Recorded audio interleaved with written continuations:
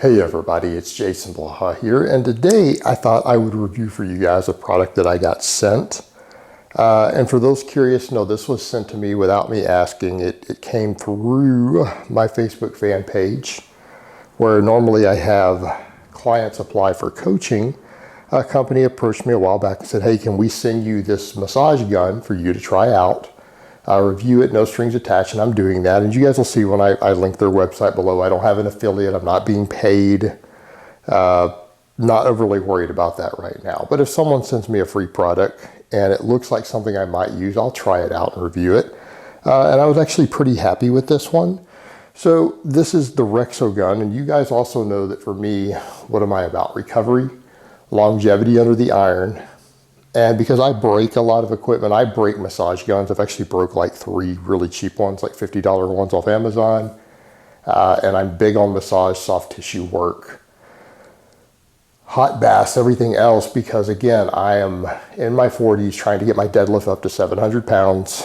And so in that case, recovery matters to me more than just about anything else that I do. So again, when we're dealing with products that involve recovery, I tend to be a big fan.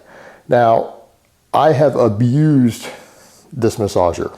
I've abused it because I wanted to see if it would just break, because I tend to do a lot of stuff where, like with my massager, like if I get a spot in my lats that hurts, because I mean, again, my back, I do a lot of back training. You guys know that. A lot of heavy chin-ups, rows, deadlifts. So for me, I like to sometimes put it up against a wall or a post, or even put it on the bed and lay down on a massager and dig it into that spot that hurts. So I've broken several of them over the years. Also, again, travel and everything else. Now, I will say this gets through TSA pretty good. They did, the first time I took it through an airline, they did want to see how it works at security, but after that, it's been fine. So I've not had issues with that. You can travel with it. And we'll get to that in a minute of the issue with the case. As far as carry on, the case is a little bit big. It comes with a really nice case. It is a little bit big for you to travel with though. Because again, this has a rechargeable battery. You have to take it in your carry-on. And while this is a really nice case, that's going to be one of the few negative things I have to say about it. The case is nice. It's well constructed. Comes with all these extra attachments. It's big, it's bulky. This is really difficult. It takes a lot of space in your carry-on. So it kind of defeats the purpose of having a nice case for it, unless you're just going to carry it separately, but you're limited with that. So you end up just taking this with a recharger, and I end up just putting it in my laptop case personally. But I have found that it travels well. It definitely stands up to travel, airline flights, wear and tear. I've been beating it pretty hard for, I don't know, 5 or 6 weeks at this point. And it hasn't broke, it hasn't had any problems. Maintains a charge really well. It is rechargeable. Which again is actually a big perk, because a lot of the cheaper ones, you plug them in, what ends up happening? You have to leave it plugged in. You can only take it so far. And the cord gets in the way. This one, it has a charger. I didn't bring the charger in here because it won't reach any of my outlets over here on my deadlift platform. So, rechargeable, very easy to use. You just turn the knob on, notice it lights up. It actually shows you how much charge it has left. Now, I've never run it down, and I've used this thing for up to 45 minutes at a time, just working areas. Like yesterday after squatting, I hit that max squat, and then the back off work. So, I mean, I ended up working my quads. You can select the intensity. This thing is aggressive. This is the lowest setting. Okay, and if you're new to a massager like this, that might actually be too much. Even just setting number 1 of 6 is going to be a lot on your quads. I take it all the way up as high as 6, but I use this thing on my quads a lot. I get it into my glutes. My delts, especially after that shoulder issue that I had a while back, being able to get into that delt. Again, did that on the ring pull-ups. It's kind of nice to be able to get in there and get blood flow to it. And it goes all the way up.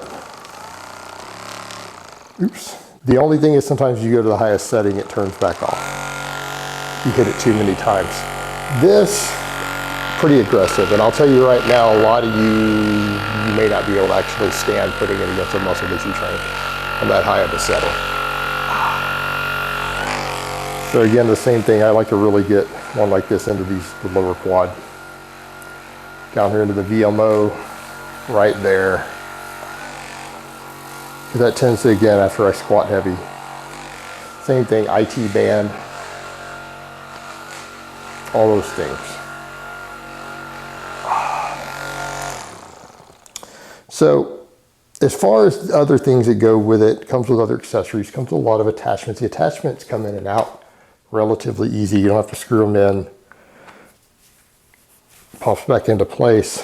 It comes with a lot of attachments, but I don't really find a use for most of them. You might with something like this.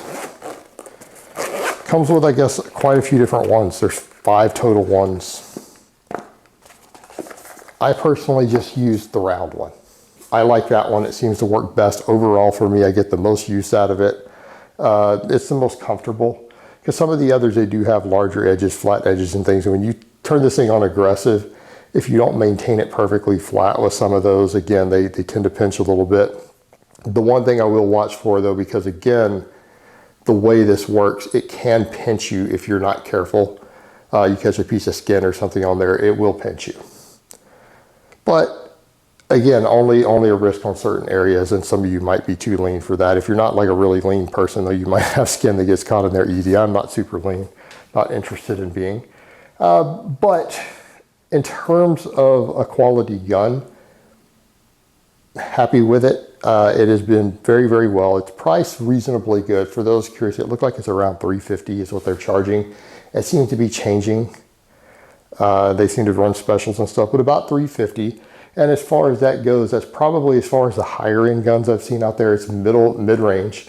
I've seen some of the higher end guns as cheap as maybe $200. Some of them are running up to $500. So it's right around mid-range price point. It's extremely aggressive, which is a good thing. Again, that's the thing that people have to think about with some of these massagers, the cheaper $40 and $50 ones. Number one, they're simply not aggressive enough if you train hard.